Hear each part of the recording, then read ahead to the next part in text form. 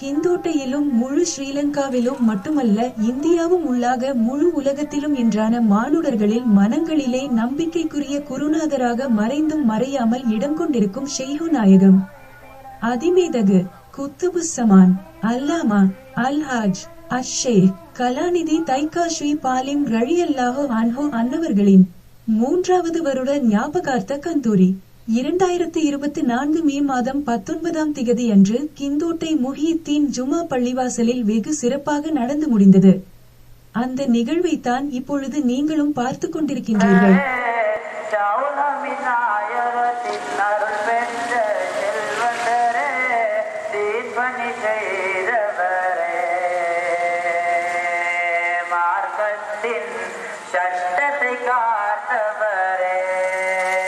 அதோடு அன்னாரின் வரலாற்றையும் சுருக்கமாகவாவது கேட்போமா?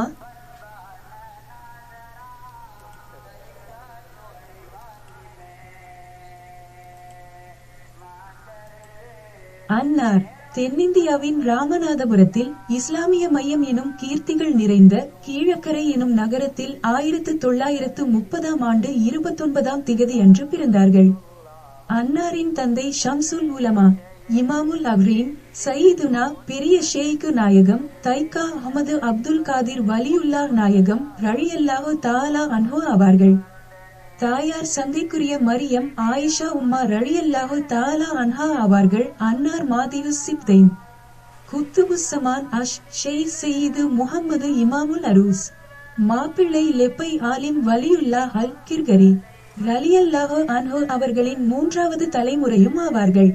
இவர்களின் வம்சாவழி இஸ்லாத்தின் முதலாவது கலீபா அபூபக்கர் சித்திக் ரலியல்லாஹு அன்ஹு அவர்களிலிருந்தாகும்.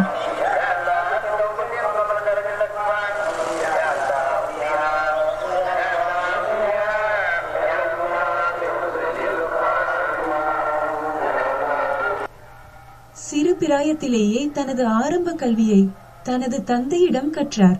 அவரது தந்தை அன்னாருக்கு ஆன்மீக வழிகாட்டியாகவும் விளங்கினார். எனவே அவரது தந்தை இஸ்லாமிய கல்விகளை கற்பிப்பதற்கான இஜாசாவை அல்லது இஸ்லாமிய சட்டவியல் கல்வியை கற்பிப்பதற்கு வழங்கும் அனுமதி சான்றிதழை அவர்களுக்கு வழங்கினார். பாரம்பரிய கல்விகளை கற்றதன் பின்னர் தென்னிந்தியாவின் பாகியாத்து சாலிஹாத் ஜமாலியா அரபு கல்லூரி மற்றும் வட இந்தியாவின் தாருல் உலூம் தேவ்பந்த் ஜாமியா மில்லியா இஸ்லாமியா ஆகிய இடங்களில் கல்வி கற்றார். அரபு மற்றும் பாரசீகத்தில் தனது இளமானி பட்டத்தை இலங்கையின் பேராதனை பல்கலைக்கழகத்தில் பெற்றார்.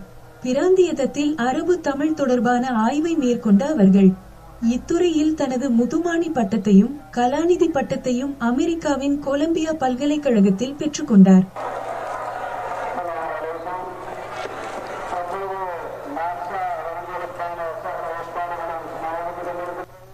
அவர்கள் தனது கலாநிதி ஆய்வுக்காக இலங்கை மற்றும் தமிழ்நாட்டில் அரபு தமிழ் மற்றும் பாரசீகம் என்ற நூலை எழுதினார்.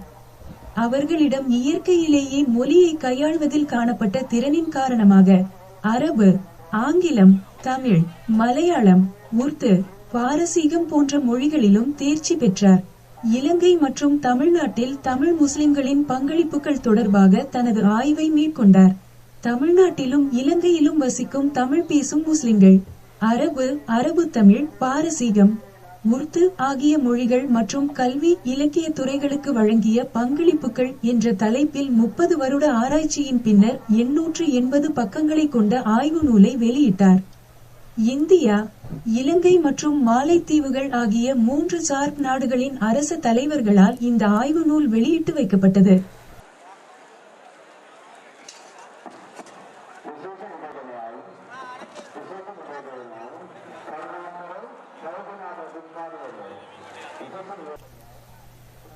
இஸ்லாமிய மார்க்க அறிஞரும் சூஃபி ஞானியும் எழுத்தாளருமான அவர் 11 புத்தகங்களை எழுதியுள்ளார். இவற்றில் 4 பெரிய ஆக்கங்களும் 7 சிறிய ஆக்கங்களும் அடங்கும். அரூசியத்துல் காதிரியா ஆன்மீக வழியமைப்பின் ஜலாலியா ராத்தீப் கித்தாபை 5 லட்சமிற்கும் அதிகமான பிரதிகளை வெளியிடுவதற்கு நடவடிக்கைகளை மேற்கொண்டார். இவர்களால் எழுதப்பட்ட அல் முன்ஜியாத் எனும் புத்தகத்தின் 37,000-ற்கும் அதிகமான பிரதிகள் வெளியிடப்பட்டிருக்கின்றன.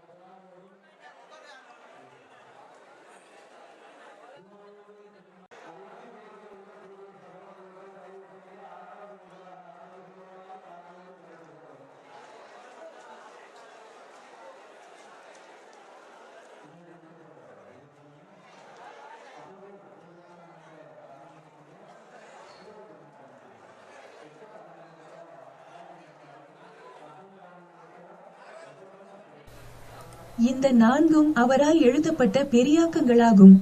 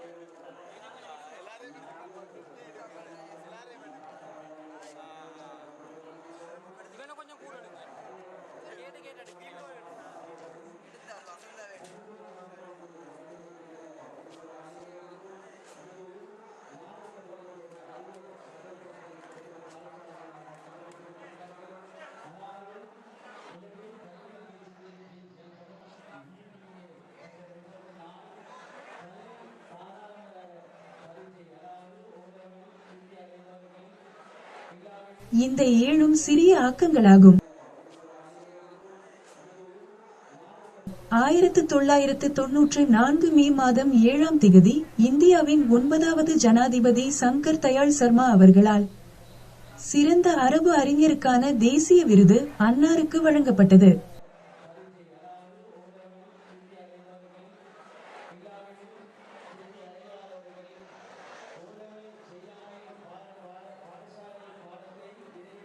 (2013) ஆண்டு ஜோர்தானின் அரச இஸ்லாமிய மூலோபாய கற்கை நெறிகள் நிலையத்தின் மூலம் தரப்படுத்தப்படும் செல்வாக்கு மிகுந்த 500 முஸ்லிம்கள் எனும் பட்டியலில் முதன்முறையாக அவர்களின் பெயரும் இடம்பெற்றது.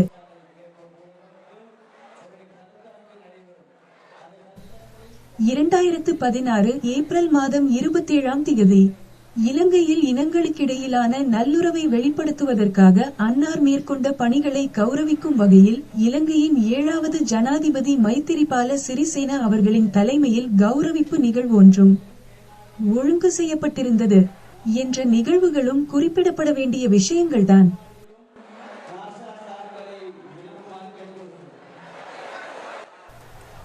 அரூசியத்துல் காதிரியா தரீகாவின் சர்வதேச அமைப்பின் ஆன்மீக தலைவராக அரும்பணியாற்றிய ஷெய்ஹு நாயகம் அதிமேதகு குத்துபுஸ்ஸமான் அல்லாமா அல்-ஹாஜ் அஷ்-ஷேக் கலாநிதி தைக்கா ஸ்ரீ பாலிம் ரலியல்லாஹு அன்ஹு அவர்கள் 2021 ஜூன் மாதம் 15ஆம் திகதி இந்தியாவின் கேரளாவில் ஓய்வுறக்கம் கொண்டார். பின்னர் கீழக்கரை அரூசியா தைக்காவில் நல்லடக்கம் செய்யப்பட்டார்.